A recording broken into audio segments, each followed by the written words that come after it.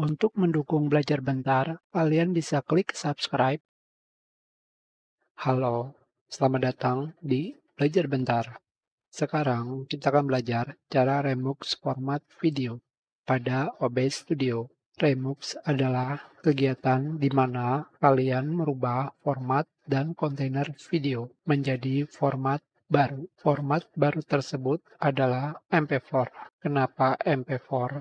Karena format MP4 banyak aplikasi yang mendukungnya. Sekarang, pada OBS Studio, jika kalian pergi ke pengaturan, output, recording, pada recording format, terdapat format yang bisa kalian pilih, yaitu FLV, MP4, MOV, MKV, TS, dan M3U8. Langsung saja. Di sini, untuk melakukan remux, kalian bisa pergi ke file remux recording.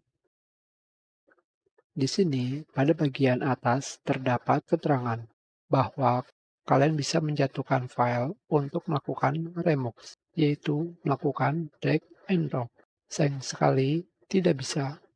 Jika kalian melakukan drag and drop seperti ini,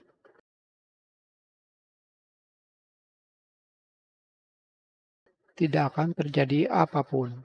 Jadi, kalian bisa menggunakan titik 3 di sini. Dan kalian pergi ke tempat penyimpanan video. Sekarang, kalian bisa melihat pada bagian file format OBS Studio, dalam kurung FLV, MOV, MKV, TS, dan M3U8. Tidak ada format MP4. Selanjutnya, kalian pilih format yang kalian inginkan. Tetapi, kita akan pilih semuanya. Di sini, kenapa format TS di bawah format M3U8 tidak dipilih? Karena file di bawah sini adalah bagian dari file M3U8. Ini adalah urutan filenya, dari 0 sampai 6. Jadi, kalian tidak perlu memilih file yang di bawah. Selanjutnya, kita pilih Open. Kalian bisa melihatnya di sini, pada bagian OBS Recording, format FLV, MOV, MKV, TS, dan M3U8 menjadi target file. Di sini, pada bagian target file, semua file format yang di belakang ini adalah file format atau kontainer, dirubah menjadi MP4. Selanjutnya, kalian tinggal klik Remux untuk merubah format tersebut. Kita tunggu. Sudah selesai.